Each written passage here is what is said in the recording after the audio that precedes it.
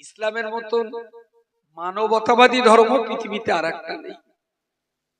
আপনাদের সবচেয়ে বড় দোষ, আপনারা ইসলাম বোঝেন না। ইসলাম বাঙালি যদি ইসলাম বুঝতেন তাহলে এ জাতের ভাগ্য অনেক আগে ফিরে যাওয়ার কথা, অনেক আগে ফিরে যাওয়ার কথা।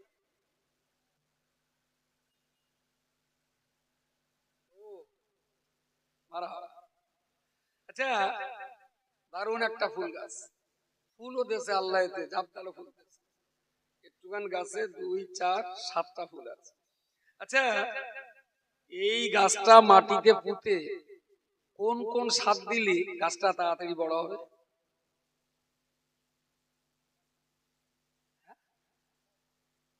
কেন?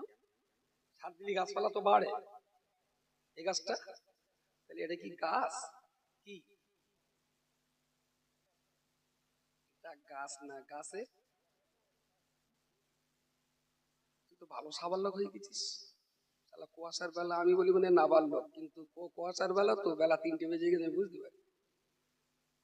এটা গাছ না, গাছের মতন, তাই না? যদি অরিজিনাল গাছ হতো তাহলে মাটি দিয়ে, সার মাটি দিয়ে বড় হবে। এটা প্লাস্টিকের, গাছের মতন, জীবনেও বাড়বে না, এর পাতা শুকাবেও না, জীবনে কচি পাতা গজাবেও না। আসলে তো এটা গাছ না, গাছের মতন। আমি যেসব গাছে এখন সার দিচ্ছি এরা গাছ না, গাছের মতো গাছ। তাহলে আমার সারের তো কাজ হবে, কাজ হবে, তাহলে ভালো দেয়, ভালো করে দেয়। আমার ঠিক মনে হয় না। এরামের নামটা বলো, শ্রীরাম। একেতে রাম, তার উপরে শ্রী, ভালো। ইসলাম না থাকলে আরো ভালো হতো। মন মে চাঙ্গা তো কাটবে গঙ্গা। আচ্ছা, মিনিট 10 ধরে নেন, ইসলাম বলে কিছু নেই। 10 মিনিট টেক ফর এক্সাম্পল, ইসলাম ধর্ম বলে আমাদের কাছে কিছু নেই। এই যে ওযু করে নামাজ পড়তে হবে, ওই যে বাদুড়ে গিয়ে আসিবি খাওয়া হবে, চপ খাওয়া হবে, একটু চুল্লু খাওয়া হবে না, কোনো বাধা নেই। ইসলাম যখন নেই, চপও খেতে পারে, চুল্লুও খেতে পারে। ইসলাম যখন নেই,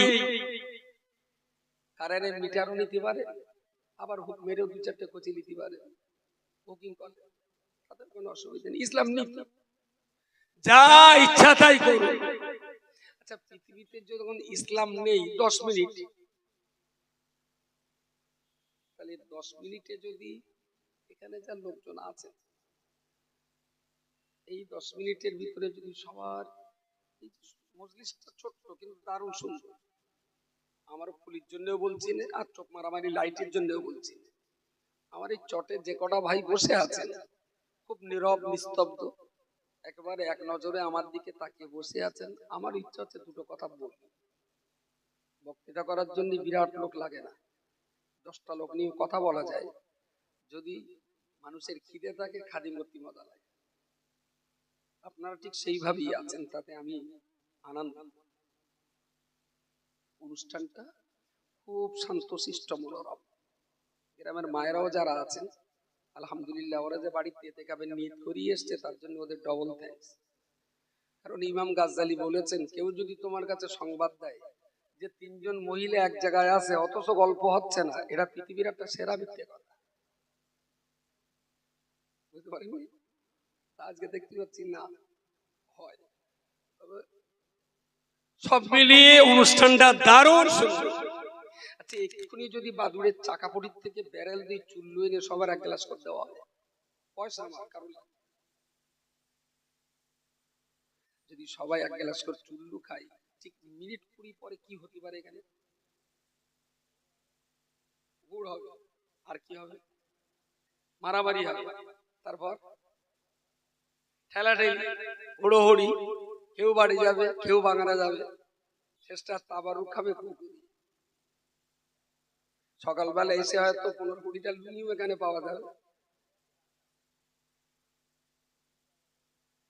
মাত্র 1 গ্লাস করে চুল্লু খাইয়ে পুরো এলাকার শান্তি তছনছ করে দেওয়া যাবে। 1 গ্লাস চুল্লুর দাম বড্ড জোর 30 টাকা হবে দেশি মাল হলে। আমি ব্র্যান্ডে হুইস্কির কথা বলছি, পান্তা পছন্দ দেশি মালের কথা বলছি। মাত্র 1000 টাকায় গোটা মুজলিসটাকে তছনছ করে দেওয়া যাবে। এখন যে শান্তিটা আছে মদ খাওয়ার পরে সেই শান্তি। এইবার বলেন ইসলাম শান্তির ধর্ম না অশান্তির ধর্ম? ইসলাম বলেছে মদ খেও না, দুধ খাও। শান্তির ধর্ম বলি যতক্ষণ ইসলাম মেনে চলা হয় ততক্ষণ শান্তি থাকে, যখন ইসলামের বাইরে যাওয়া হয় তখনই অশান্তি। এটা না আমাদের বোঝা হয়। ইসলাম পড়তে হয়, বুঝতে হয়, তারপরে কাজে লাগাতে হয়। প্রথমে পড়া, তারপর বোঝা, তারপর কাজে লাগানো, ইমপ্লিমেন্ট হলো। আসলে যদি ইসলাম না পড়ি তাহলে বুঝবো না, আর যদি না বুঝি কাজে লাগানো যাবে না। এটাই হলো বাঙালি মুসলমানদের সবচেয়ে বড় মাইনাস, যারা ইসলাম পড়া পছন্দ করে না, ইসলাম শুনতে খুব পছন্দ করে। ইসলাম শুনতে খুব ভালো লাগে কিন্তু ইসলাম পছন্দ করে। দারুণ সুন্দর পাই অ্যাকোয়া লাইট। ও কোম্পানি যদি আমার রস শোনে নিশ্চয়ই সে আমার 1 কাপ চা খাওয়াবে। কোম্পানির বিজ্ঞাপন দিয়ে দিল অ্যাকোয়া লাইট। প্রচন্ড প্রচন্ড রৌদ্রের সময় জোর পিপাসা লেগেছে, তো বললাম ভাই আমার পিপাসা পেয়েছে, কোম্পানির 1 বোতল পানি এনে দিলে, ডালা সিল। আমি সোনার চাঁদ পানি দারুণ সুন্দর পান করলি না পিপাসা নিবার। আচ্ছা পাশায় ডান পাশে বাম পাশে উপরে নিচে চিত করে কাট করে উড় করে তেউ করে চুমু খালি কি পিপাসা কমবে? কি করতে হবে? পানি। বাঙালি পানির বোতলে শুধু চুমু খায়, ইসলাম গেলে না। বাঙালি ইসলামে খুব চুমু খায়। ইসলাম ভালো ধর্ম, ইসলাম সত্য ধর্ম, ইসলাম শ্রেষ্ঠ ধর্ম, ইসলামের ধার্মিকরা জান্নাতে যাবে, ইসলাম মেনে চললে ভালো থাকবো, ইসলামের মতো ধর্ম নেই। তার মানে ইসলামের প্রশংসা করবে বিরাট, কিন্তু সিপি কেটে পানি খাবে না। আর যতক্ষণ পানি না খাবে ততক্ষণ পিপাসাও। ইসলামটা পড়তে হয়, তারপরে বোঝা যায়, তারপরে কাজে লাগানো যায়। যদি বলেন ধর্মসভা, ধর্মসভা হলো বিজলি গাদায় আগুন দেওয়া। আগুন দিয়ে দিলুম, দাও দাও করে জ্বলে গেল, বিরাট আগুন হলো। সবার শেষ, আগুন লিবে গেল, ওর ভেতরে আলু দেওয়া, সাথে একটা আলু পড়বে। ধর্মসভা, ইসলামী ধর্মসভা মানে বিজলি গাদায় আগুন দেওয়ার সভা।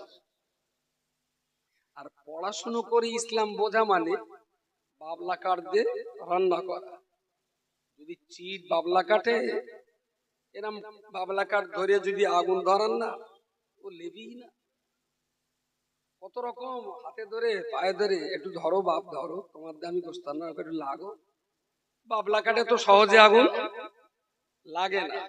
তবে একবার কেরাসিন ডুবিয়ে দেয়বার দিলুম তো চমকের মতন ধরে গেল। চুলোই দিন জ্বলবে দাও দাও করে, গোস্ত রান্না হয়ে গেল, চুলো থাক চাপা দাও ওইভাবে। যদি 3 দিন পরে খোঁচা দেন তখন আগুন বলবে লব্বাই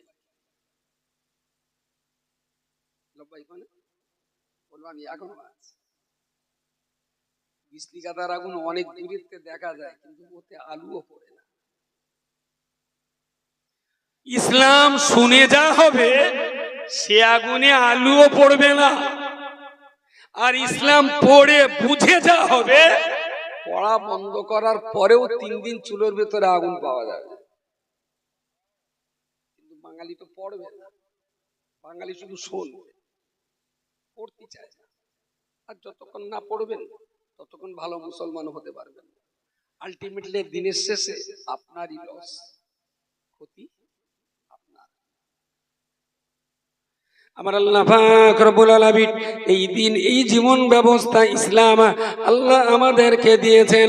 এক এক করে যদি বিচার করে বলবেন, ইসলাম নামাজ পড়তে আদেশ করেছে, মদ পান করতে বারণ করেছে, ইসলাম পিতামাতার সেবা করতে বলেছে, ইসলাম বাপমার জুলুম করতে নিষেধ করেছে, ইসলাম রোজা রাখার নির্দেশ জারি করেছে, জমির সীমানা হরণ করা হারাম বলে দিয়েছে, ইসলাম আমাদিকে সত্য কথা বলতে বলেছে, সুদ খাওয়া ইসলাম হারাম করে দিয়েছে, ইসলাম বিবাহ শাদীতে উদ্বুদ্ধ করেছে, জেনা ব্যভিচারী করা ইসলাম হারাম করেছে। বিয়ে শাদী করে যদি বাচ্চা হয়, সারা গ্রামের লোকের গাল ফাঁক করে বলা যায় এটা আমার বাপ্পারের ছেলে, বলা যায় না। আর যদি বিয়ের আগে কচি হয়, এর আগে কচি হলে ওর দাদা কোলে কোলে গল্প করতে পারবে গ্রামে? হ্যাঁ, কেন বলেন? এটাও করছি ওটাও করছি। আরে বাচ্চাটার কোনো দোষ আছে? বাচ্চা তো নির্দোষী, কোলে করে গল্প করা যাবে না। এক বুড়ো ছেলে বেদোয়ার, কত ডাক্তার কবিরাজ হেকিম বৈদ্য এতাবিজ সেতাবিজ করে 27 বছর পর একটা ছেলে হয়। বুড়ো আনন্দে আত্মহারা, 1 কুইন্টাল রসগোল্লা এনে মসজিদ গেটে দিয়ে দিলে, যে যতটা পারে রসগোল্লা খাওয়াবে। বলে কিসের রসগোল্লা? বলে আমার নাতি, তোমরা আমার নাতির জন্য দোয়া করবে, খাও। দেখে শুনি একটা লোক মনে হলো, আমার সকিনারও তো ছেলে হয়ে খাবার দেওয়া হয়নি। ও আবার পরের দিন এক ধামা জিলিপি এনে দিয়েছে। ইমাম সাহেব বললো, কে জিলিপি? তাহলে আমার সকিনার ছেলে হয়। তাহলে কবে কি হবে? আমার সকিনার হিম্মত আছে, আমার ছোট মেয়ে তো বিরাট চালাক। তাহলে ব্যাপারটা কি? তাহলে আমার সকিনার যোগ্যতা আছে, এখন বিয়ে দেয়নি, তার আগে কুচিয়ে। গ্রামের কোন মুসল্লি খাবে ওই জিলিপি? কেউ খাতেই পারে। ওই কোয়ালিটিতে যারা জন্ম তারা খাবে, কেউ খাবে না বললে হয়। ওটাও ছেলে এটাও ছেলে, এ ছেলেটা হলে গোটা পরিবার আনন্দে আত্মহারা। কেন? এটা ইসলাম মেনে হয়েছে, তাই না? আর ও ছেলেটা হলে বাড়ির সবাই চোর হয়ে যায়, কারণ এটা ইসলাম অমান্য করে হয়েছে। এবারে বলুন, ইসলাম মেনে চললে সম্মান কত বাড়ে, আর ইসলাম না মানলে সম্মান কোথায় যায়? ইসলাম সম্মানের ধর্ম, ইসলামের ইজ্জতের ধর্ম। যত বেশি মেনে চলবে তত বেশি আপনি সম্মানিত হবেন। যত ইসলামকে বুড়ো আঙুল দেখাবেন তত বেশি আপনি বেইজ্জতির গাড্ডায় নাকানি চোবানি খাবেন। ইসলাম আপনার ক্ষতি করার জন্য না, আল্লাহ ইসলাম দিয়েছেন আমাদের লাভের জন্য, আমাদের কল্যাণের জন্য, আমাদের উপকারের জন্য, আমাদের শান্তির জন্য, আমাদের মর্যাদা বৃদ্ধি করার জন্যই আল্লাহ আমাদেরকে ইসলাম দিয়েছেন। একটু জোর আওয়াজে বলুন সুবহানাল্লাহ। এনআরসিতে এই এসআইআর এ মানুষ একটু দৌড়চ্ছে। হ্যাঁ, এই দেশে থাকার জন্য কেরাম তিরিবিরি করতে বলেন, আর বেশি তিরিবিরি করতে বুড়ো করা বিরাট জ্বালা বুড়োদের।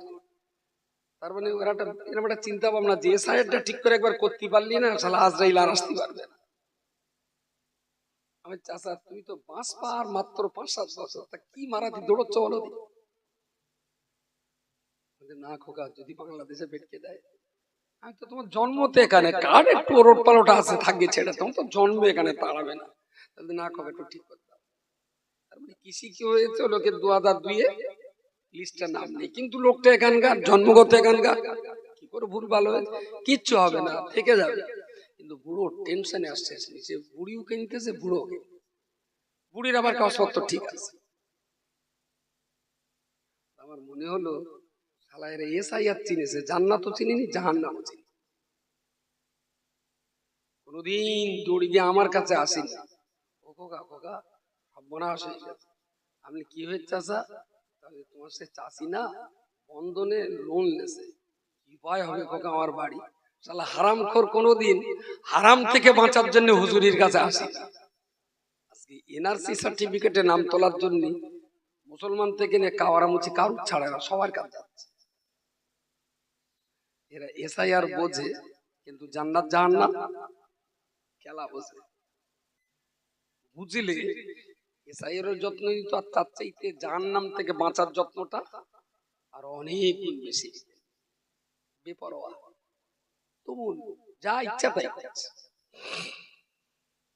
প্রিয় শ্রোতা মণ্ডলী, আমি অত্যন্ত বিনয়ের সঙ্গে বলতে চাইছি, এই দুনিয়া ক্ষণস্থায়ী। আমি আপনি কেউ দুনিয়াতে বেশি দিন বাঁচতে পারবো না। যে কদিন আল্লাহ হায়াতে রেখেছেন, এই কটা দিন চেষ্টা করেও মরতে পারবো না। আল্লাহর ইচ্ছা অনুযায়ী দুনিয়ায় আমাকে বাঁচতে হবে, ইসলাম অনুযায়ী জীবন যাপন করতে হবে। যদি ইসলাম অনুযায়ী জীবন যাপন করি, দুনিয়াটাও আমার জন্য জান্নাত হবে। মরণের পরে আল্লাহ তো অবশ্যই জান্নাত দান করবেন। আর ইসলাম অনুযায়ী যদি চলতে না পারি, ইসলাম অনুযায়ী যদি চলতে না পারি, এ দুনিয়া আমার জন্য জাহান্নামে পরিণত হবে। মরণের পরেও তো আল্লাহর জাহান্নামে পুড়তে হবে। ইসলাম অনুযায়ী চললে দুটো জান্নাত, ইসলাম অনুযায়ী না চললে দুটো জাহান্নাম। পরিষ্কার বলছে, যত ইসলাম মেনে চলবেন দুনিয়াতে তত শান্তি পাবেন। ধরুন পর্দার এপাশে এপাশে কি আছে আমি জানি, দিনের বেলা তো আসেনি, তা ধরে নেন দুটো বাড়ি আছে এপাশে পাশে, বাড়ি নেই, দূরে আছে, একদম কাছে কোনো বাড়ি বাড়ি বাম সাইডে বাড়ি আছে, বাম সাইডে বাড়ি আছে, ডান সাইডে ফাঁকা। ধরুন এদিকে বাড়িটা আছে। এখন এপাশে যে বাড়িটা আছে, এদের বাড়িতে স্বামী স্ত্রী আছে, বুড়ো বাপ মা আছে, 3টে বাচ্চা আছে। করা হলো? এরা রাত্রির বেলা এশার নামাজ পড়ে খেয়ে দিয়ে বুড়ো বুড়ি একটু কোরআন শরীফ বসলো, আর বাপ মারা ওদের একটু রাত বেশি হয়ে গেছে, আজকে আর পড়া হয়নি, তা শুয়ে পড়লো। সকালবেলা বুড়ো বুড়ি উঠে নামাজ পড়ে ছেলে বৌমার ডেকে দিলে, ওরা দুটো আবার নাতি 3টে বাচ্চা 3টে ডেকে দিলে, 5 7 জনে নামাজ কালাম পড়ে গোল হয়ে বসলো। বৌমার চা বিস্কুট মুড়ি টোস দিলে, সবাই গোল হয়ে খেলো। এদের বাড়িতে সবাই নামাজ পড়ে, কেউ মিথ্যে কথা বলে না। কোনো জায়গায় টাকা পড়ে থাকলে যে কেউ কুড়িয়ে ওর মার হাতে দেওয়া, অমুক জায়গায় না টাকা পড়েছে না। সবাই বড়কে সম্মান করে, সবাই ছোটকে স্নেহ করে, সময় মতো নামাজ পড়ে, কেউ মাল খায় না, গাঁজা ওকুলকে টানও দেয় না। মোটামুটি এরা সবাই ইসলাম মেনে চলছে। এপাশে একটা বাড়ি আছে, এদের বাড়িও সমান সংখ্যক, দুটো বাপ মা, দুটো স্বামী স্ত্রী, 3টে বাচ্চা। Very good.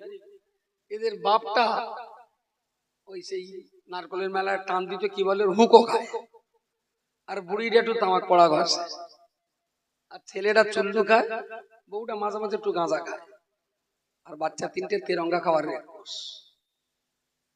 আর এদের বাড়ি যদি পকেটে টাকা রেখে পাওয়া যায় না,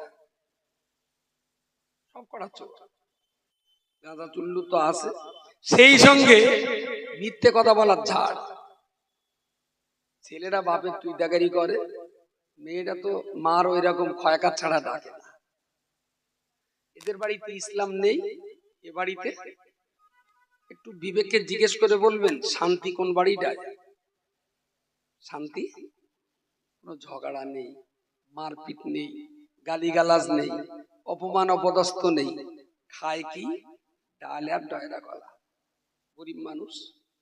এদের বাড়িতে 3 তলা বাড়ি আছে, কিন্তু সেখানে চুল্লু আছে, বাড়ির ভিতরে এসি আছে, সেই সঙ্গে আবার খিস্তিও আছে। এদের বাড়ির ভিতরে ভালো ভালো চন্দন কাঠের খাটও আছে, সেই সঙ্গে বাচ্চা বাচ্চা গাঁজার কলকেও আছে। এই কোটা বাড়ি শুয়ে কি শান্তি? শান্তি কেন নেই? ইসলাম নেই। খোলা চোখে তাকিয়ে দেখুন আপনি গ্রামে, একদম খোলা চোখে গ্রামে ঘুরে ঘুরে দেখুন, যে বাড়ি শান্তি আছে, সে বাড়ি অর্থ সম্পদ না থাকলেও, যে বাড়িতে ইসলাম আছে, সে বাড়ি অর্থ না থাকলেও আলহামদুলিল্লাহ শান্তি আছে। ছেলে পিলে বৌমা নাতি নাতনি গুলো নিয়ে সকালে যখন একসঙ্গে গোল হয়ে বসে চা খাবে, মনে হবে যেন আল্লাহর জান্নাত নেমে এসেছে বাড়ি। আর যে বাড়ি ইসলাম নেই, সকল উঠে চলে যাবে, মদ্দলের টুটি বলে এই অমুকের মেয়ে পান্তা দিল দিলে, ছেলে বলে মা আমার দুটো ভাত দে তাড়াতাড়ি যাও। তার ছেলে ভাত নিয়ে বসেছে উত্তর দিকে, আর বাপ নিয়ে বসেছে দক্ষিণ দিক ফিরে। বাপ বেটার পাশায় পাশায় জিয়ারত হচ্ছে, মুখোমুখি হয়, মনে হচ্ছে সুন্দরবনের হরিণ। পাশাগুলো এক জায়গায়, মুখগুলো চারিদিকে, বাপ মা ছেলে পিলে কথা হয়। আবার চাচি প্যাকেট টানে ঢুকলো, এখানে থাকলো, আসার সময় তেল তেল বাজার করলে কি হয়েছে তোমার চাচার সঙ্গে আমার 14 বছর কথা, এর ভেতরে আবার কলা গাছের ঝাড়ে 3টে তেড় ছেড়ে কথা হয় না, তবে ঝাড়ের তেড়টা ঠিক হয়ে যাচ্ছে। কি মানুষের রাজত্ব না পশুর সংসার, কোথায় যে বাস করছি ভাবতেও অবাক লাগে। তবে ধরা পড়ে যাবে ভদ্রলোকগুলো, নামাজি, রোজাদার, সত্যবাদী, হালালখোর, এরকম কিছু ভদ্রলোক ধরা পড়ে যাবে।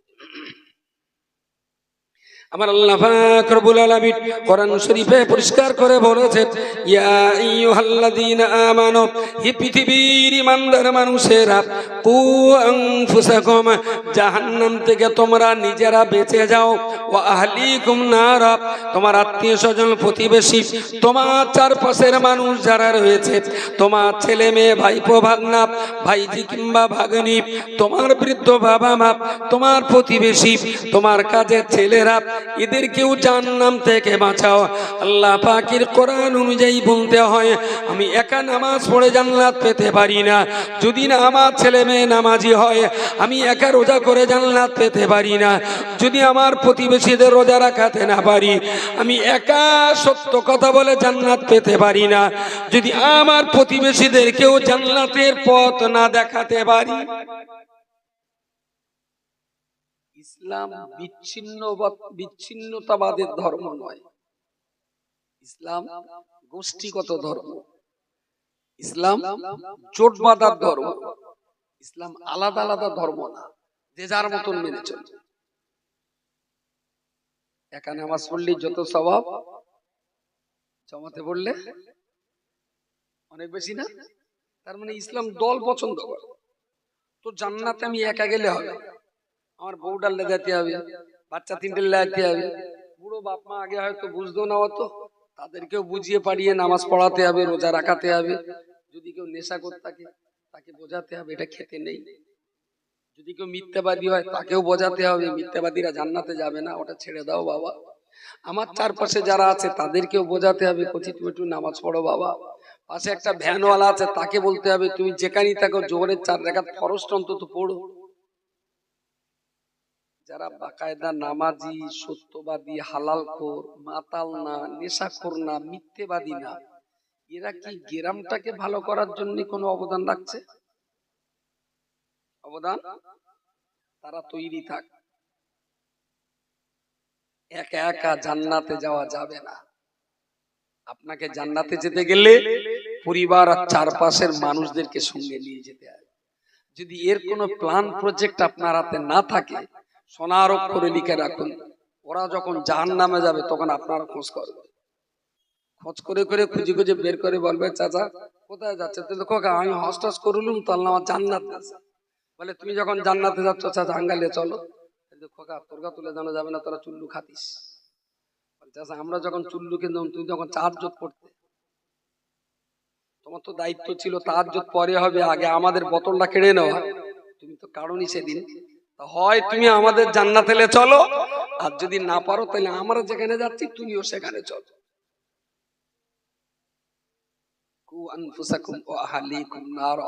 প্রতিবেশীর প্রতি যদি দায়িত্ব না থাকবে তাহলে রাসূলুল্লাহ তায়েফে যে মার খেলেন কেন ভাই? তায়েফে গেলে নবী কি মেরেছিল না তারা? কিসের জন্য? দায়িত্ব আর দায়বদ্ধতা পালন করার জন্য। আপনাকে তো কেউ মারবে না, কিন্তু কেন আপনি দিনের পথে টানার জন্য সবাইকে চেষ্টা করছেন না? এত বিচ্ছিন্নতা ভাব কেন?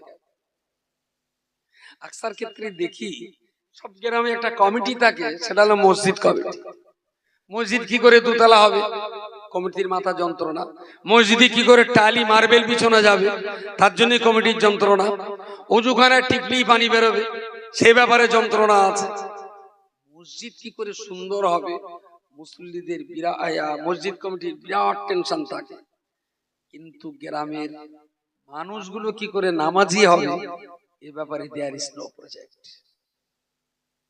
কোনো সিস্টেম নেই, কোনো প্রজেক্ট নেই, শুধু বলছে টাকা দাও মসজিদ দোতলা হবে। পাবলিক টাকা দিয়েছে, কারোর বলিনি খোকা চল ভাই একটু মসজিদে চল, তোরাই তো টাকা পয়সা দিয়ে করলি, তা তোরা যদি নামাজ না পড়িস কার জন্য করিস, আমরা চল ভাই চল। মসজিদ কমিটি অন্তত গ্রামে তো এক দিন বেরোনো উচিত, চল দিন একটু ভদা মাতালের ধরি। ও ভদা ভদা, এই মসজিদের ইমাম মোতাল্লি আমরা সবাই এসে তোর বাড়ি। ভদা বলবে বসুন। ও হুজুর আমার বাড়ি, বৌমার বলে শিগগির চা কর। ও ভদা ভাই, আমি তোমার গ্রামের ইমাম, তোমরা আমার টাকা দেরি করছো, আমিও নামাজ পড়ি, তোমাদেরটাও হয়ে যায়, তুমি যে চা দেছো চাটা খাই কি করে বলো দিন? তোমার এই চা খালি এক্ষুনি গ্রামের লোক বলবেন হুজুর ভদা মাতালের বাড়ি খেয়েছে, ওর পেছন নামাজ হবে। ভদা ভাই তোমার হাত দোকানে ধরে বলি তুমি ভোলা পানিটার খেয়েও না। 10টা মানুষের বললে 2টো লোকও তো কথা রাখতো। কথা মাতালের বিরুদ্ধে ফতোয়া দেওয়ার লোক প্রচুর আছে, কিন্তু মাতালদের হাত ধরে 2টো বুঝাবার বুঝপাড় করার কথা বলার লোক সমাজে নেই। আপনি মনে করছেন জান্নাতে যাবেন, তেলপানা কলের গান না, এর আপনার টেনে ধরবে। তুমি তো ভাই প্রচুর নামাজ পড়েছিলে, কই আমার তো কোনোদিন ডাকনি, তুমি ডাকলে আমিও একদিন তোমার সঙ্গে যেতাম, ভালো হয়ে যেতাম। অন্তত প্রত্যেকটা গ্রামের মসজিদ কমিটি যুব কমিটি থাকাটা জরুরি। যাদের দায়িত্ব গ্রামে মসজিদ চালানো, যাদের দায়িত্ব গ্রামে মক্তব চালানো, যাদের দায়িত্ব গ্রামটাকে সুন্দর করার জন্য মাস অ্যাওয়ারনেস ক্যাম্প পরিচালনা করা। আমার গ্রামটা সুন্দর হবে, সবাই নামাজি হবে, সবাই সত্য কথা বলবে, মেয়েরা মাথায় হিজাব দিয়ে ওড়না লাগিয়ে স্কুলে যাবে। কোনো ছেলে যদি বাপের ভাত না দেয় আমরা তার বিচার করব, কেন সে বুড়ো বাবা আমার ভাত দেবে না। কোন ছেলে যদি গ্রামে মদ ঢাকায় আমরা তার হাতে ধরে পায়ে ধরে বলবো ভাই মদটা খাস রে তুই আল্লাহর রাস্তায় ভালো হ। কিন্তু কোনো প্ল্যান আছে? প্ল্যান কথা বল। উদার আকাশে মুক্ত বাতাসে চিরকাল একই খেলা। ফজরের সময় বক্কার হাজি, গোলাম রাব্বানি, হইবার খুড়ো, পল্টু আর নইমুদ্দিন, এই ছড়া মুসল্লি ফজরের রক্তে আর বাড়ে না। আর ইমাম মুয়াজ্জিন আছে ওরা 2টো। মুসল্লি বাড়াবার দায়িত্বটাও তো আপনার রে ভাই। আপনি এত কষ্ট করে মসজিদ বাড়াচ্ছেন, তা মুসল্লি বাড়াবেন না? আবার কিছু মুসল্লি যদি বাড়লো সে তো আর এক সর্বনাশ। আল্লাহ চাচা বেতের নামাজে কি বলতে হয়? দেখো আমি সুবহানাল্লাহ দিয়ে চালাচ্ছি, সুবহানাল্লাহ সুবহানাল্লাহ, তার মানে ও শব্দটা যেটা বলেছে ওটাও। গ্রামে যদি 500 লোক নামাজি থাকে, তার ভিতরে 450 লোকের নামাজ হয় না। বললাম তোমার একা হয়, আমারটা হচ্ছে কিনা হচ্ছে, তুমি ভাই দেখে আমার বিরুদ্ধে ফতোয়া দাও, আমি ভালো হয়ে যাব। আমার যদি ভুল হয় আমি তো ষাঁড়ের মতন ঠেলবো না, তুমি আমারটা ধরিয়ে দাও, আমিও ভালো হয়ে যাব। এই জন্যই নামাজ হবে না। আসলে এরা তো কোরআন শরীফ পড়তে পারে না, এরা কোরআন শরীফ পড়তে পারে না। আলো চাল ছাড়া জীবনে ক্ষীর হয়? ক্ষীর আলো চাল ছাড়া ক্ষীর হওয়া সম্ভব, কিন্তু কোরআন ছাড়া নামাজ হওয়া সম্ভব না, কখনই সম্ভব না। 500 লোক যদি নামাজ পড়ে তো 450 লোকের নামাজ হয় না। হবে কি করে? পড়াশোনা নেই। যে কথা বলতে বলতে এত দূর পর্যন্ত চলে গেলাম, মুফতি সাহেব বক্তব্য রাখছিলেন, ওয়ালা তাকুল্লাহুমা উফিন ওয়ালা তানহারহুমা ওয়াকুল্লাহুমা কওলান কারীমা। ও বান্দা মনে রাখো না, আল্লাহ পাক সন্তানদের বলে দিলেন, ও সন্তান তুমি শোনো, তোমার বাপ মাকে অধৈর্যই উফ কথাটা কখনো শোনাবে না। ওয়ালা তাকুল্লাহুমা উফিন ওয়ালা তানহারহুমা, বাবা মার কথা কখনো অমান্য করবে না। ওয়াকুল্লাহুমা কওলান কারীমা। तमाम জীবন তুমি তোমার পিতামাতার সঙ্গে তোমার জীবনের সবচেয়ে নরম ভাষায় কথা বলবে। জোরে বলুন সুবহানাল্লাহ। তোমার জীবনের সবচেয়ে নরম ভাষা কাকে দিতে হবে? আব্বা মা। অত্যন্ত নরম। এই ভাষায় যেন মার অন্তরে মহব্বত পয়দা হয়, যেন ধাক্কা না লাগে। ওয়াকুল্লাহুমা কাওলান কারীমা। পৃথিবীর শ্রেষ্ঠতম নরম আর মহব্বতের ভাষাটা মাকে দেবে। মা ভাত তুলে বলতে ফুটু ফুটু দুটো খেয়ে এলে বাপ, সকালে শুয়ে পড়, শীতকালে রাত। এদিকে মা ফুটুর ডাকতি, ওদিকে ফুটুর ফোন কিরকির করে উঠেছে। তাড়াতাড়ি করে ফোন ধরে দেখে সোনামণি ফোন করে, বলে নিয়ে বাড়িতে তিড়িং করে লাফ মেরে বাগান পার করে কলা গাছের গোড়ায় গিয়ে, শোনা শোনা কতদিন তোমার সঙ্গে দেখি, লেগে গেল সোনা মধু যত রকমের মিষ্টি ভাষা ওখানে। আর পাশায় মশায় কামড়াচ্ছে, ওদিক কোনো শান নেই, কলা বাগানে ওই রাম কামড়াচ্ছে আর ও সোনা মধু করিয়ে যাচ্ছে। ওদিকে মা ফুটু ফুটু করে ভাত থালাতে বসে এসব করে টুরে এবারে গেল, বাড়ি উঠলো। আবুডু কমনে গেলি তুই? আমি কখন তে ভাত লে বসে খ্যাস খ্যাস করিস রে, তোর জ্বালা পা ভাড়াবার গায়ে না। কোন ভাষাটা কোথায় দিলে? এই ভাষাটা যদি কলা বাগানে দিতিস, বিরাট বড় মুসিবত থেকে বেঁচে যাতিস খোকা। যেটা আগানে বাগানে দেওয়ার কথা সেইটা দিলি মারে, আর যেটা মার দেওয়ার কথা সেটা শালা কোথাকার খয়াকারের দেখাওয়ানি। দোষ বাচ্চার না। এই বাচ্চাগুলোকে একদম 3 বছর বয়স হতে না হতেই তাকে মক্তবে দিতে হয়। মক্তব আছে এখানে? মক্তব মসজিদে বাচ্চা পড়ে কি চুলকুনিতি সব আছে, কি আশ্চর্য ব্যাপার। সবার জায়গা নেই, সে বাড়ির লোক বিয়ে করে। আরে পড়াশুনো যদি গ্রামে না থাকে, ঘোড়া টিম সভাতে লাভটা কি হবে? তো বেকার। মসজিদে একটু পড়ানো হয়। কজন বাচ্চা পড়ে? কজন পড়ে? কতক্ষণ পড়াতে পড়া? আসর থেকে মগরিব পর্যন্ত বড্ড জোর 45 মিনিট পড়ায়।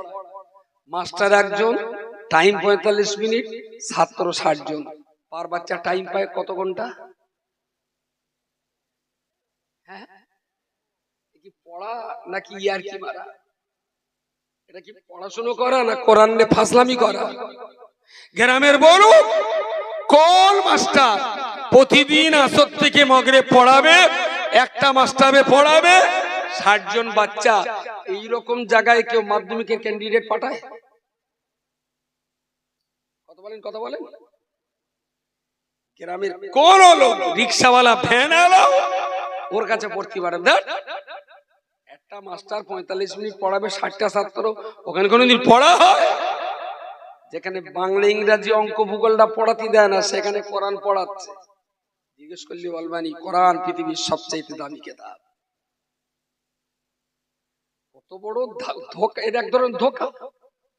মুখে বলছি কোরআন পৃথিবীর শ্রেষ্ঠ কিতাব, কোরআন পৃথিবীর সত্য কিতাব, কোরআন সবচেয়ে দামি কিতাব, আর সেই কোরআন সবচেয়ে বেশি লাঞ্ছনার গঞ্জনার শিকার।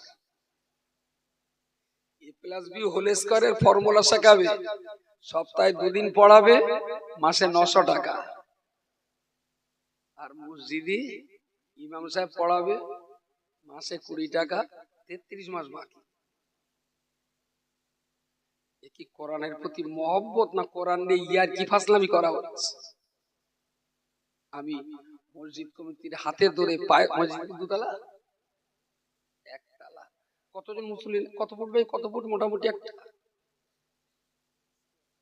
হ্যাঁ মোটামুটি লম্বা আরে কত? 1500 ফুট স্কয়ার। 1500 ফুট স্কয়ার যদি জায়গা হয়, ওর ভেতরে অন্তত ১,৫০০, তার ৭০-৮০টা বাচ্চা অনায়াসেই পড়তে পারবে। তবে মসজিদে যদি জায়গা থাকে ইমিডিয়েট আগে মক্তব করুন, যদি ধর্ম করার ইচ্ছা থাকে। আর যদি বলেন না বছরে ৮টা করে সবাদে জান্নাতে যাব, তাহলে আমার আর কিছু বলার নেই, কিচ্ছু বলার নেই। এখানে যে কটা লোক বসে আছেন আল্লাহর দিকে চেয়ে আমার মান সম্মান যায় যাক, এরা যদি আমার জুতো পেটা করে তো করুক। একটা লোক বলবেন যে ধর্মসভা শুনে 5টা কলমা মুখস্থ করে ফেলেছি, একটা লোক বলুক এখানে। একটা শ্রোতা বলুক যে আমি এত পরিমাণ সভা শুনেছি, সভা শুনে শুনে আমার সূরা ফাতিহা মুখস্থ হয়ে গেছে।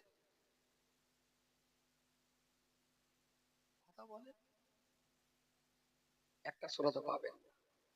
ধর্মে কিছু জ্ঞান হয়, ধর্মসভায় কিছু জ্ঞান হয়, কিন্তু ধর্মসভায় কোনো শিক্ষা হয়।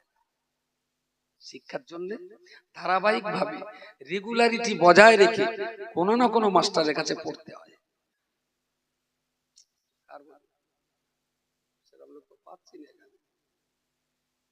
এর ভিতরে রাজমিস্ত্রি কারা আছে?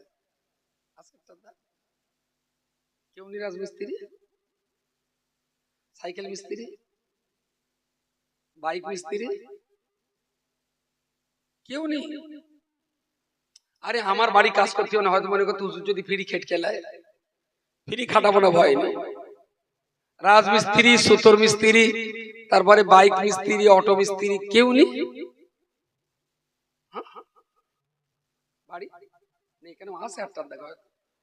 ভাই কি করেন আপনি? মামলা মাথায় আপনি কি করেন? ও আপনি, আর এই মামলাটা আপনার মাছ চাষ করেন। ভাই আপনি চাষ, গরুর পায়ে ফালতাল মেরেছে না কেন? নাঙল চষ থেকে নাঙল চষেননি কখনো? তাহলে কেরাম চাষ? ও লোকে চষে দেয়, তাহলে আপনি ফাঁকি বাস। লাল চাদর কি করেন ভাই? হ্যাঁ, ডাব কাটে। আমি তো লাইন পাচ্ছি না। আপনি ডাবের ব্যবসা। কালো কোট, কালো কোট ডাবের ব্যবসা। তোমার গলায় মাফলার চাষ, কাপড়ের ব্যবসা। ভাই আপনি ডাব কেডা মিস্ত্রি কেডা? ও ওই ভাই রাজমিস্ত্রি না সুতোর মিস্ত্রি?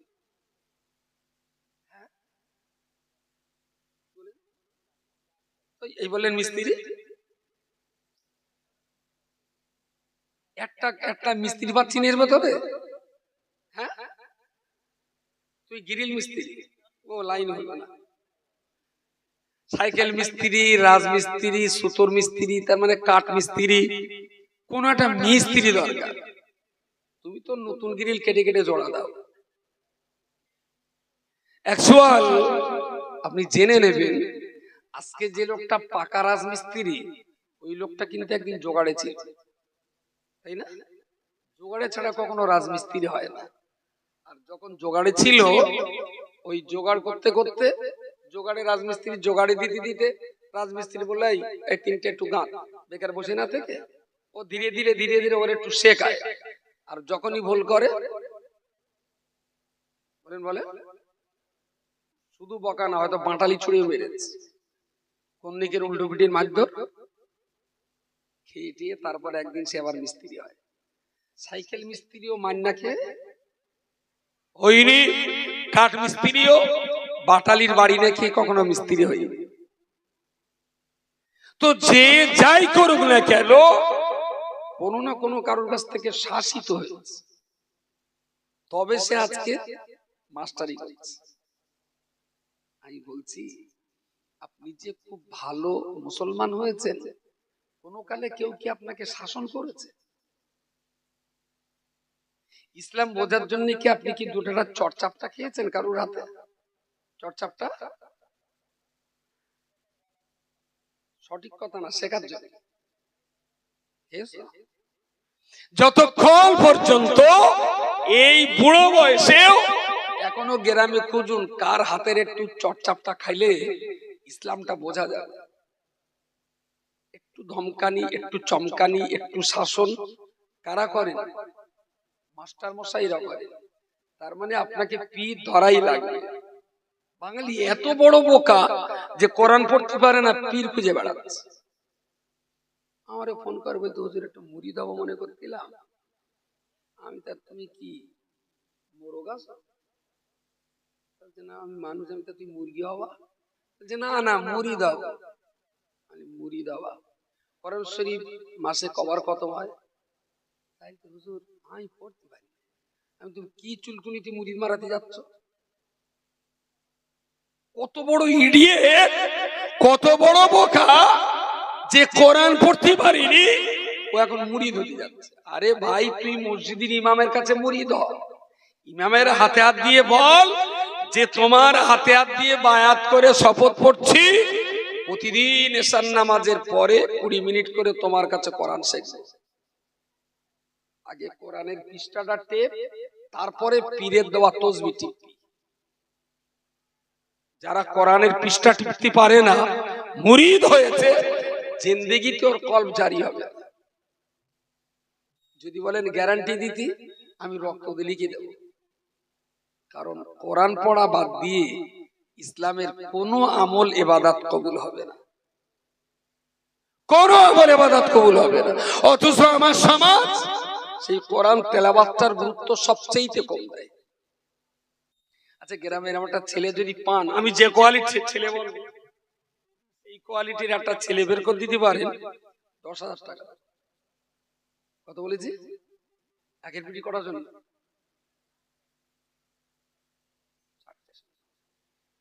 10,000 টাকা কাছে নিকো, গাড়িতেও বোধহয় নি, কালকের দিকে দিয়ে দেবো। আরে এত লোকের সামনে ক্যামেরা আছে, 10,000 টাকা দেবো। কিরাম ছেলে বার করতে হবে? ছেলেটার বাপ মা বিশাল মেহনত, বিশাল পরিশ্রম, খুব নামাজ কালাম পড়ে, খুব কষ্ট করে পয়সা রোজগার করে, একদম অলসতা করে না, অনেক কষ্ট করে সংসার চালায়। মা ঘরের ভেতরে কাজ করে, বাপ মাঠে ঘাটে কাজ করে।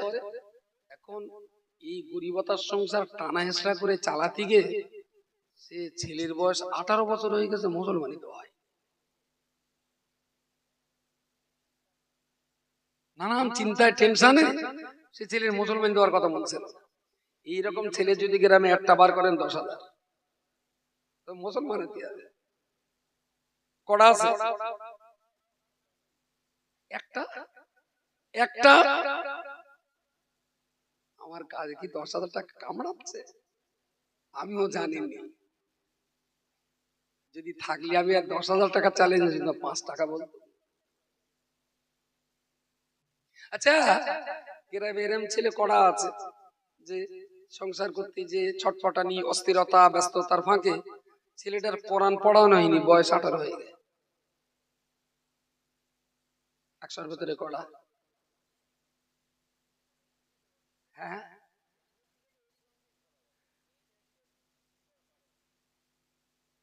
তাহলে এদের কাছে কোরআন তেলাওয়াতের গুরুত্ব নেই, হাজামের ক্রিয়াটার বিরাট গুরুত্ব। মনে হচ্ছে যেন জান্নাতের হেড অফিস, ওইটা না কাটলে কোনো মতেই মুসলমান হওয়া যাবে না। আরে হাজাম গুলোর হদ্দলে টলে টলে দরকার, বিশাল পেটার দরকার হাজাম গুলো। গোপ কাটার সময় বিসমিল্লাহ, নখ কাটার সময় বিসমিল্লাহ, আর ওইটা কাটার সময় লা ইলাহা ইল্লাল্লাহ। কি বলিস বোঝা যায়নি? আমি অনেক হাজাম জিজ্ঞেস করি যে ভাই তুমি কলমা পড়ে কেটলে কেন? আমার বাপ কেটতো। তোমার বাপ কেটতো? তোমার বাপের যদি জিজ্ঞেস করি তা বলবেন এখন দাদা কেটতো। ওসব গুলি মারো। তুমি কার কাজ শুনেছো যে নুনু কাটতে গেলে কলমা পড়ে কাটতে হয়? বলো বলো। না, মুসলমানির ব্যাপার তো। আমি মুসলমানি নামটা কমনে পেয়েছিস?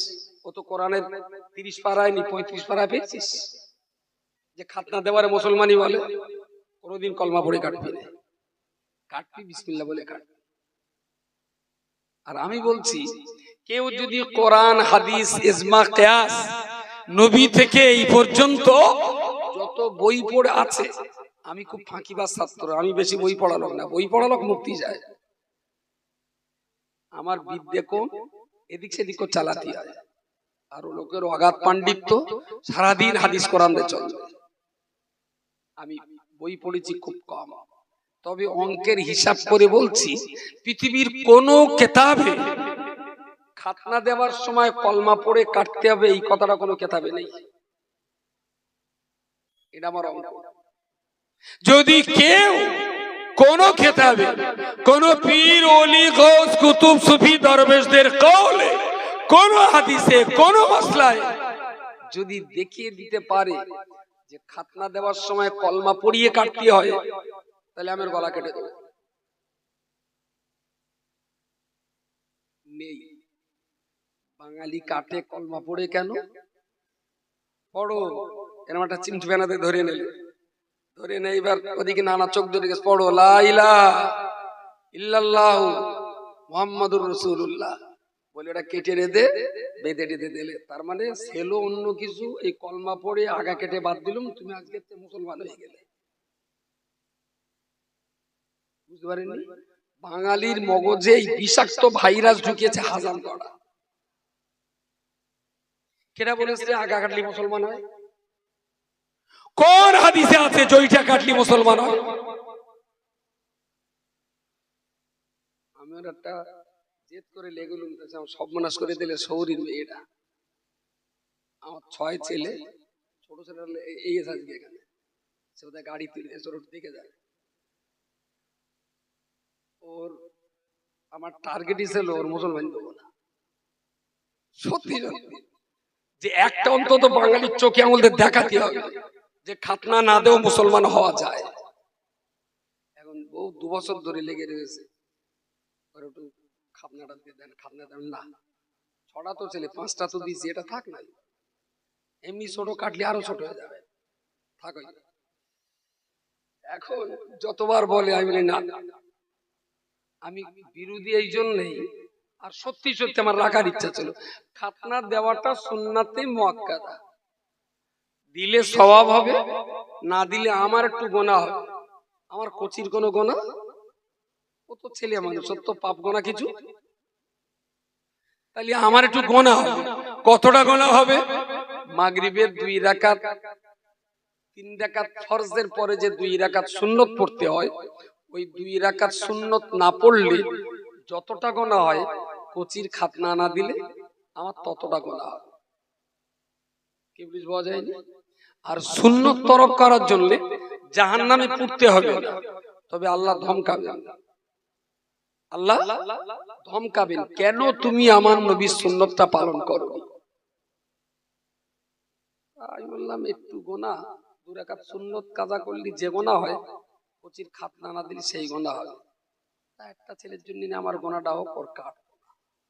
ইচ্ছা আছে ওরে হাফেজ করব, ইচ্ছা আছে যদি আল্লাহ তকদিরে রাখে ওর ভালো মাওলানা করব, আর গলাটা ভালো, ইচ্ছা আছে ওর কারি পড়া, হাফেজ মাওলানা কারি হয়ে ওর অন্য কোনো কাজে দেবো না, ওর একটা ভালো মসজিদে ইমামতি করতে দেবো। যখন শ্রীরামপুর মসজিদে বিজ্ঞাপন দেখবে আমাদের মসজিদের ইমাম মরে গেছে, একটা ইমাম লাগবে, আমার ছেলেও এখানে পরীক্ষা দেবে, গ্রামের লোক বিরাট স্বার্থে, আরে মাতিন সাহেবের ছেলে তাদের কারি হাফেজ মুফতি, কারি হাফেজ মাওলানা, মাতিন সাহেবের ছেলে ফাঁস হয়ে গেল। তো হাসতে হাসতে বল, দাবু আমি সে পরীক্ষা দিলাম, ফার্স্ট হয়েছি, আমি তাহলে ইমামতি করতে হবে। তা কবে যেতে বলেছে? বলছে আবু সামনে শুক্রবার তোমার জাতি বলেছে। তা প্রথম দিন ছেলে ডাললে আমিও এসেছি, ঠিক আজানের সময় লোকজন সব এসে গেছে, আজানের পর পরই সবাই এসে গেল।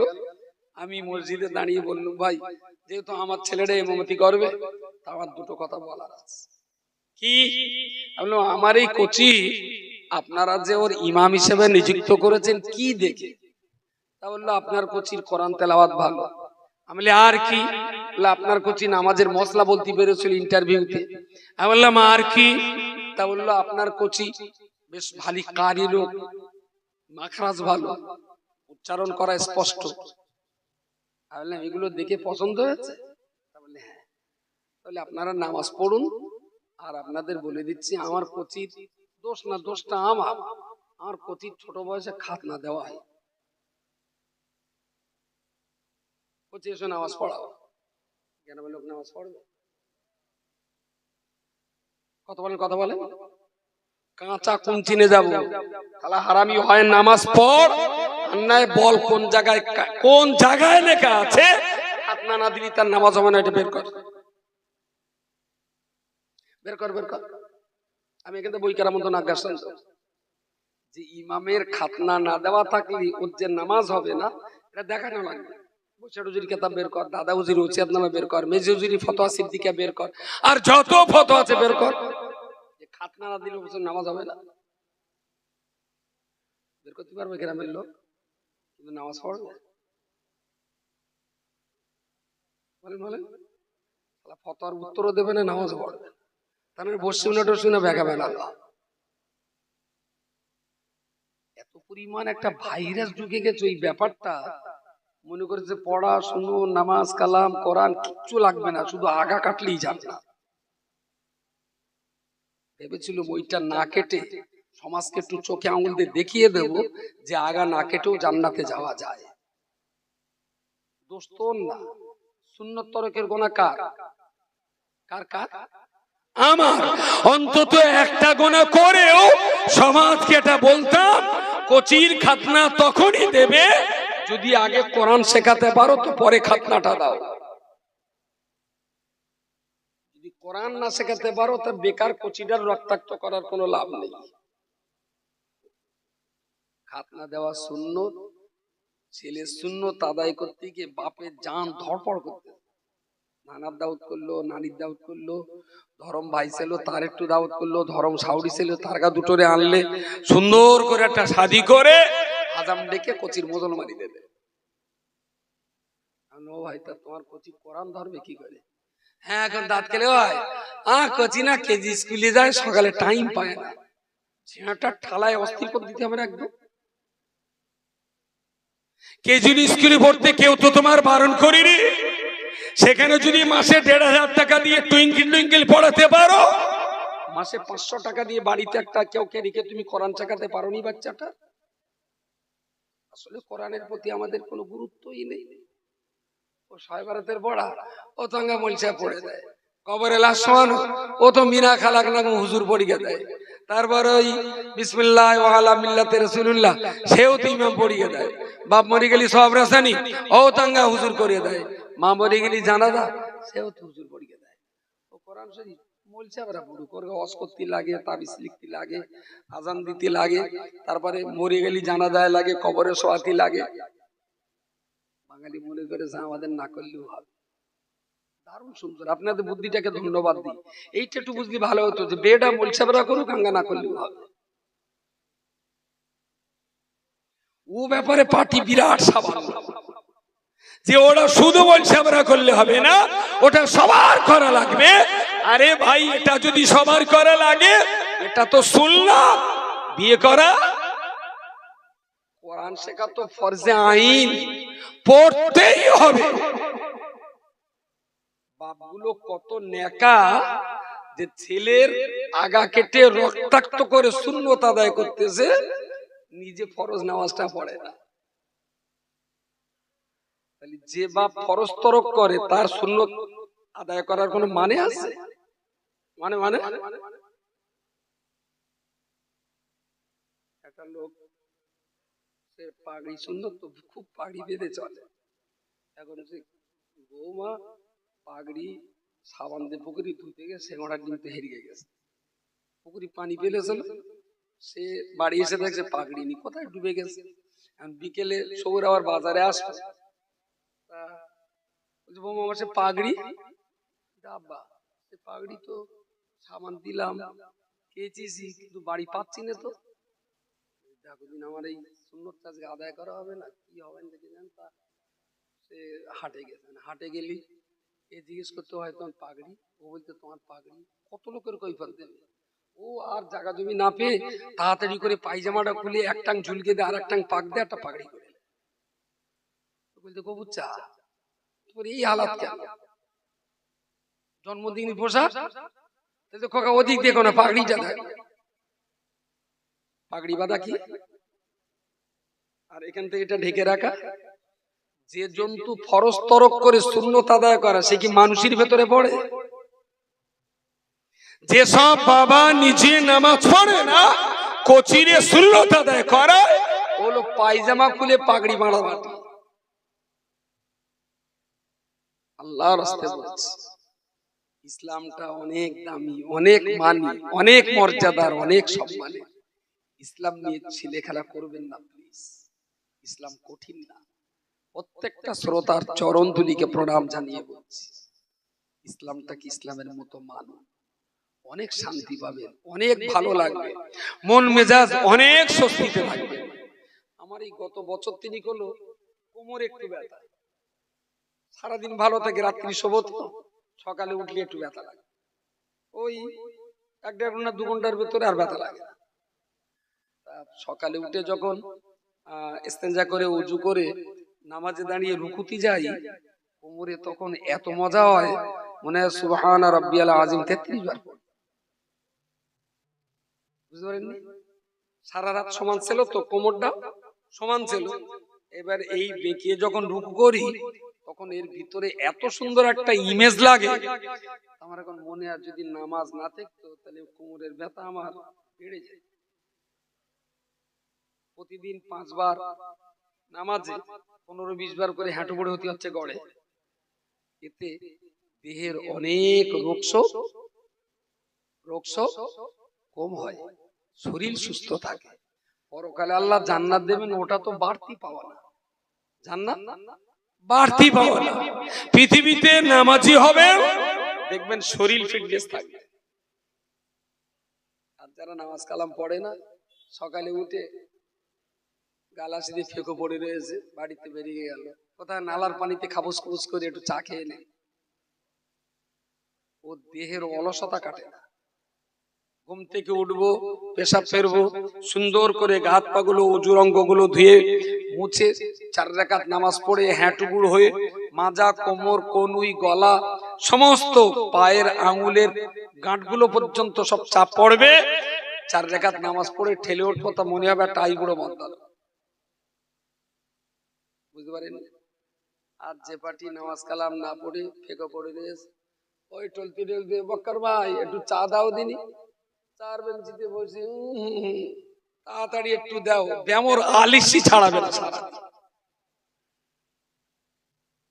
আমি দায়িত্ব নিয়ে বলছি, যারা নামাজ পড়ে নিয়মিত ভাবে, আল্লাহর রহমতে তাদের দেহ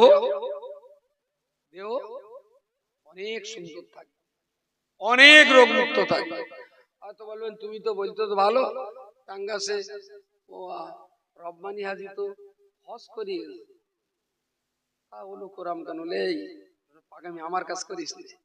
রব্বানি হাজি তো পরশুদিন হজ করে এসে 18 বছরের সিডি ক্যাসেটটা দেখা দিন দেখি, কি ছিল দেখি একটু। বুঝতে পারেননি? সারা জীবন তো নামাজ পড়িনি, বেলা ডোবার সময় সেদ্ধ করা ধান ফাঁকায় শুকোতে দিলি কোনোদিন শুকাবে? সাদা নেহরে তো আরো ভেসবে বেশি। সেদ্ধ করা ধান যদি শুকাতে হয়, সকাল সকাল চেটায় ফাঁকা জায়গায় মেরে দিতে হবে। বুঝতে পারেননি নাকি? সেদ্ধ করা ধান 4-5টার সময় চেটায় দিলি কোনোদিন শুকোবে? বেকার পাকামি করিস না। নামাজটা আল্লাহ 12-13 বছরে ফরজ করেছেন, এখান থেকে সুন্দর করে 5 ওয়াক্ত নামাজ যারা পড়েছেন, আমি গ্যারান্টি দিয়ে বলতে পারি আল্লাহর রহমতে তারা ভালো আছে।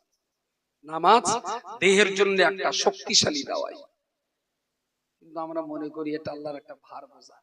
কেন যে আল্লাহ চাপ দিলে?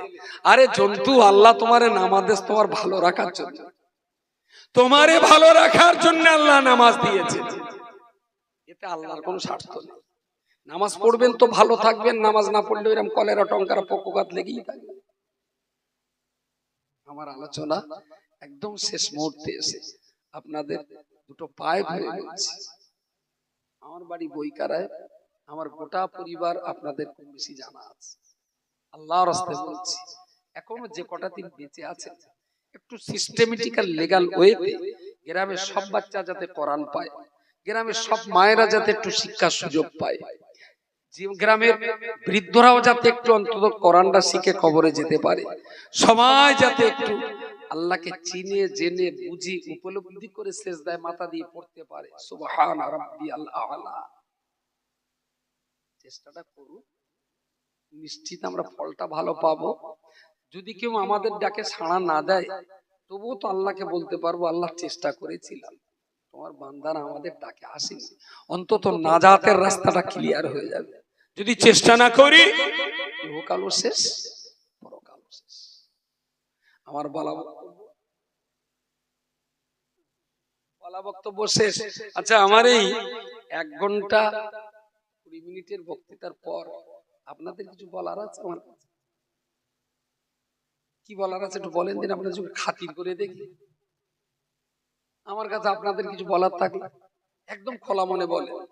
আর আমার কোম্পানি তো নিমাই কোম্পানি, ভয় পাওয়ার কোনো জায়গা নেই, এ তো দেশি কোম্পানি। কোন রকম কিছু যদি বলার থাকে একটু বলবেন।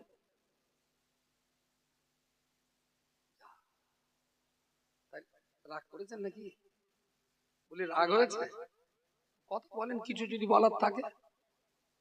কিছু বলার নেই? আল্লাহ আল্লাহ সবার উপরে রহমত করুক। যদি কখনো মনে হয় আমি গুরুত্বপূর্ণ এই প্রচার করে দিতে চাই, এইটাই তো বলক্ষ সবাই। আগামী 13ই অগ্রহায়ণ 30শে নভেম্বর পিঙ্গলেশ্বর মাঝের পাড়া দরবার শরীফ মুফতি সাহেব থাকবে, রজব আলী সাহেব থাকবেন, আর আমাদের মুসা সাহেব থাকবেন মাশাআল্লাহ, আর আলাজ হাফেজ মোহাম্মদ মুজাফফর সাহেব রহমতুল্লাহ আলাইহি, পিঙ্গলেশ্বর জামে মসজিদের ইমাম সাহেব, এনারা থাকবেন। তারিখটা কবে বললাম যেন, কবে 13ই অগ্রহায়ণ। সময় সময় সময় সময় যা সময় বলি মানতে বলা হবে নাকি? সন্ধ্যের পর। কিছু লেখা নিবে না, সন্ধ্যের পরই হবে। কর্তৃপক্ষ সবাইকে দাওয়াত দিচ্ছে। ইস্তার কেটে দেবে। আপনি এতে গরু আছে তো? বলি তাবারুক আছে? তাছাড়াও বলতে হবে। দুলাবার আগের চেয়ে দাওয়াত না দিলে বাড়ি গিয়ে যদি না খায়, দাওয়াত তো থাকলো সবাই যাবে। আর এখনকার দিনে না গরু টরু লোভ দেখি হয় না, কারণ এখন আর সে অভাব নেই। যাদের শোনার ইচ্ছা তারাই যায়, বেকারও গরুর বিজ্ঞাপন দেওয়া এখন আর মানায় না। কোনো অভাব তো নেই মানুষের। এবার কি বাড়ি খিচুড়ি হয় না, আনন্দ করে তো কিছু ভাই খিচুড়ি খেতে আসে, তা শুধু না, ধর্মসভার খিচুড়ি এটাও তো একটা পবিত্র খাবার। খাক, যদি এই খাবার খেয়েও তো আল্লাহর রহমত হয়ে যেতে পারে, অসুবিধা নেই। আমি বিদায় বেলা মুফতি সাহেব বলেছেন, আমি একটু স্মরণ করাচ্ছি। অল ইন্ডিয়া সুন্নাতুল জামাত একটি অরাজনৈতিক ইসলামী সেবা সংগঠন। আব্বাকে আমি দেখতাম ছোট বয়সে প্রতিদিন দুপুরে ভাত খেয়ে সাইকেলে একটা ব্যাগ বাঁধিয়ে আব্বা বেরিয়ে যেতেন। ওই ব্যাগে বৈশাখ হুজুরের নামাজ শিক্ষা, দাদা হুজুরের ওসিয়াতনামা, তরিকত দর্পণ, এরম কিছু কেতাব নিয়ে ওই মসজিদে বলা থাকতো।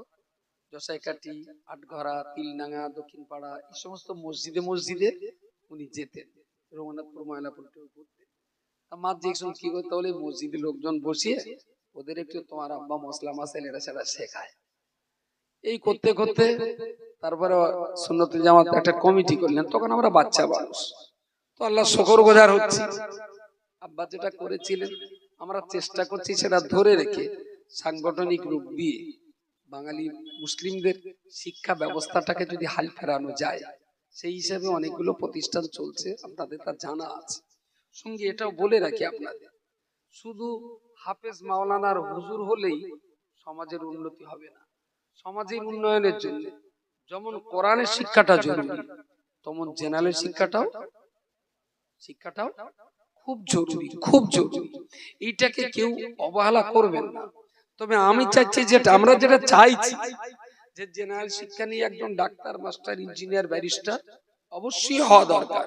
তবে তার ভিতরে মিনিমাম কোরআন, 5 ওয়াক্ত নামাজ, তার আব্বা মা বিদায় নিলে অন্তত জানাজার নামাজের ইমামতিটা যেন তিনি করতে পারেন। এর জন্য বিরাট লেখাপড়া শিখতে হয়। ছোট্ট বয়সে যদি ওই ছেলেটাকে মক্তবে পাঠান, মক্তবে 1 ঘন্টা করে পড়লো, বাকি 23 ঘন্টা স্কুলের জন্য থাক। এইরকম একটা বাচ্চা ক্লাস 1 থেকে যদি প্রতিদিন মক্তবে পড়ে, আলহামদুলিল্লাহ, ও যেদিন মাধ্যমিক পরীক্ষায় পাস করলো সেদিন যদি বাচ্চাটাকে জুমা মসজিদে দেন, আপনার ওই ছেলেটা অনায়াসেই জুমার নামাজের ইমামতি করতে পারে। ও মাওলানা মুফতি হাফেজ কারি পীর হতে হবে না, প্রতিদিন মক্তবে 1 ঘন্টা করে পড়ে আলহামদুলিল্লাহ খুব সুন্দর একটা মুসলমান তৈরি হবে। এটা খুব জরুরি। আবার যারা মাদ্রাসায় পড়ে হাফেজ মাওলানা কারি মুফতি তৈরি হচ্ছে, ওরা যদি মসজিদের ইমামতি করে, আবার কারেন্টের মিটারে যেন পাড়ির মাস্টারের আকার যেতে না হয়। মাস্টার দেখো তুমি কোন তারিখে জমা দিতে হবে। তার মানে ভদ্রলোক মোটে ইংরেজি খাতি পারে, বুঝতে পারেন?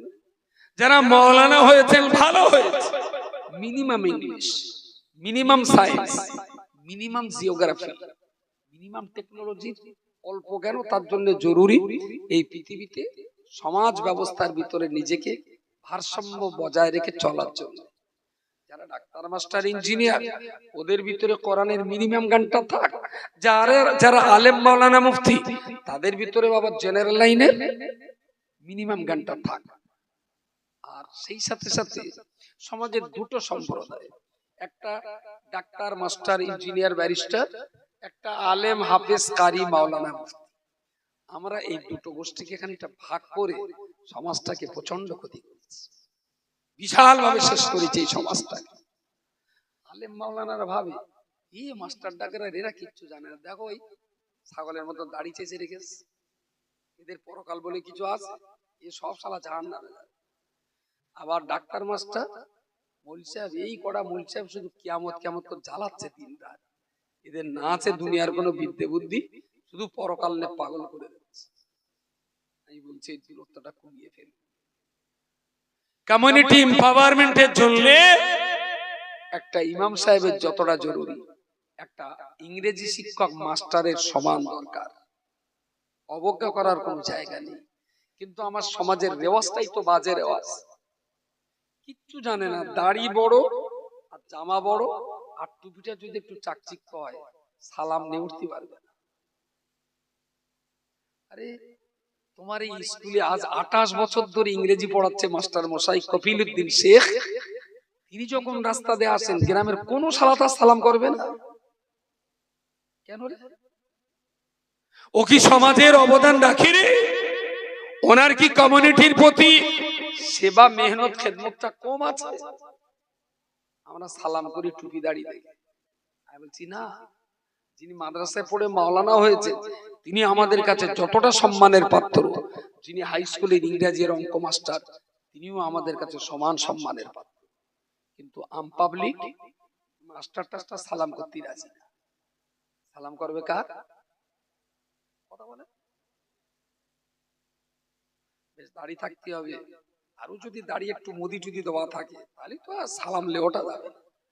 আবার কখনো কখনো পা খোঁজে, কিন্তু একবার ছাটা তুলে ভিতরে দেখে না যে দোকানে মাল জাল আছে কিনা, উপর দিকে সালাম। আচ্ছা ঘুরিয়ে যদি একটু জিজ্ঞেস করি, সালাম একটা সম্মান সূচক আদান প্রদান, আর এর গ্রহণযোগ্যতা ইসলামে খুব ভালো। তুমি একটু ঘুরিয়ে যদি অন্য দিকটা বলি, একবার বলেছিলাম যে ছেলে পিলে সালাম করে কোন কোন বাপ মার বাবা, তারা একটু হাত তোলেন, কেউ হাত তুলেনি। হাত তুলতে বলিনি, একটু ইশারা করে এরকম বললে আমি বুঝে নেবো যে ওই লোকের ছেলে, ওই ওনার ছেলে অনেকে সালাম করে। লোকজন কিছু বেড়েছে। আর একবার জিজ্ঞেস করছি, ছেলে যদি আপনাকে সালাম করে তাহলে আপনি একটু ইশারা করবেন। এটা আছে এরকম যার ছেলে সালাম করে, চোখ চুল করছে, আমি বলতে হাত তুলতেছে। তোরা চোখ চুল করে সময় হয়নি?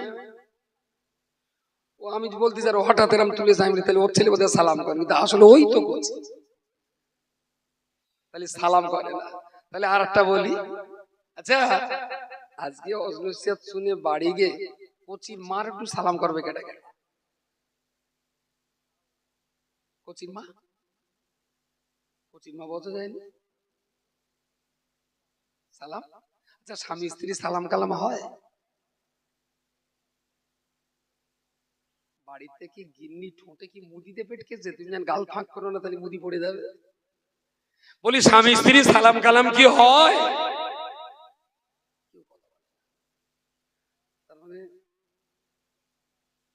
ও চুপ করে রয়েছে মানে তাহলে হয় না। আমার একটু জ্ঞান গম্ভীর।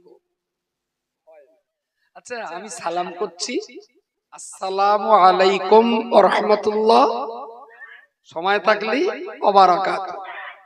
কি বললুম?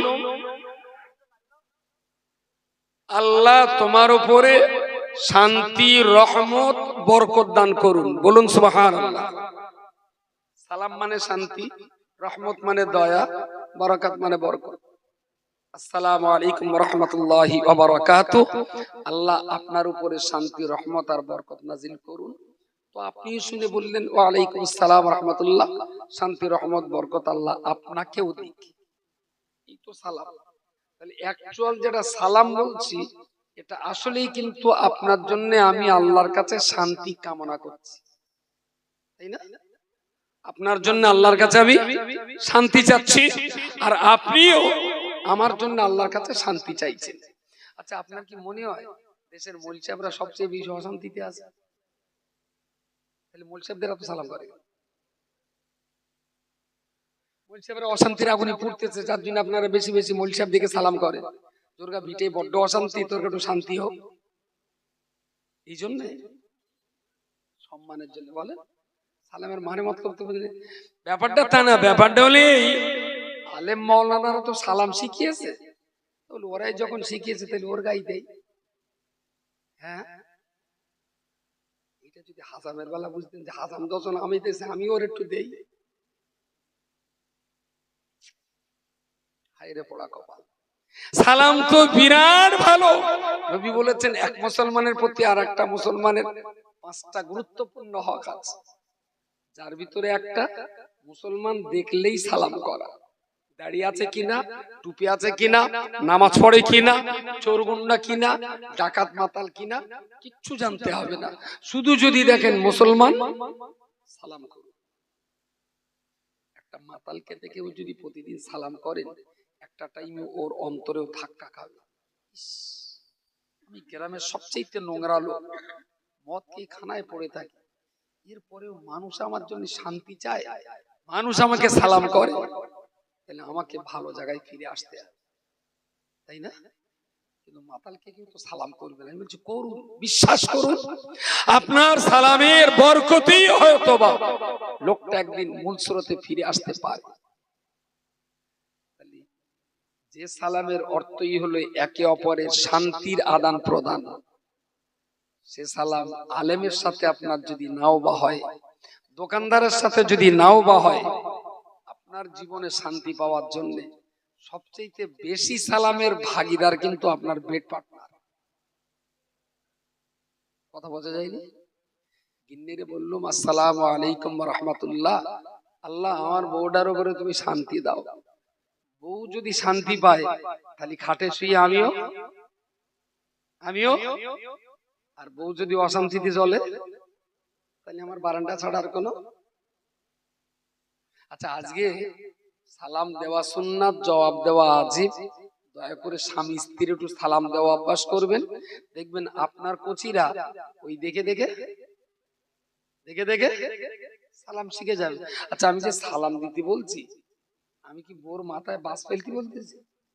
সালাম দিতে বলেছি, ভালো বলেছি না খারাপ বলেছি? আজকে কে সালাম করবে কেটে কেটে? এইটা হাত তোলাই লাগবে।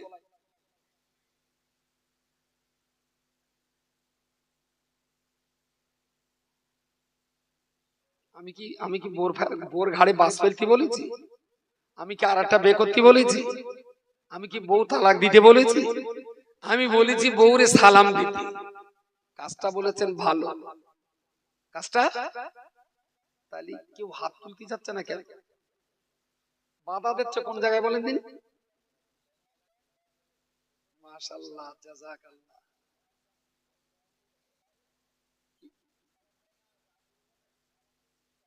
তাহলে তো বাসর ঘরে হতে পারতো যে একদিন বে করিনি, এখন করিস কেন?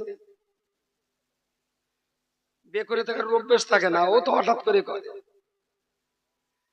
উকিল যখন বে পড়ে আনকা তোকা মি মুয়াক্কিলাতি পৃথিবীর কোনবার বলেছে ও জরুদিন আমার না বে করে অভ্যেস নাই, ঠিক বলতে পারবো না। কোন শালা বলেছে? তাহলে সালামের বেলা চুলকুনিটা হবে কেন? আসলে বাধা হলো ল বুর্গির জয় জয় আকার, তাই না? ঠিক যে জায়গাটা লজ্জা লাগার কথা ছিল সেখানে বলো আমরা বেহায়া। আমি আর ঠিক খুলে বলতে পারছি না, বাচ্চা কাচ্চা রয়েছে তো, ডয়রা কলা দিচ্ছি, শ্বাসটা খাবেন, হাঁটিটা ফেলে দেবেন। যেটা লজ্জা করার দরকার ছিল সে জায়গায় আমরা বেহায়া, আর যেটা সুন্নত আনন্দ করা উচিত ছিল সেই করতে আমাদের লজ্জা লাগছে। তাহলে ইসলাম কোথায় আর আমরা কোথায়? আপনি আমার কাছে হাত তোলেন আর না তোলেন,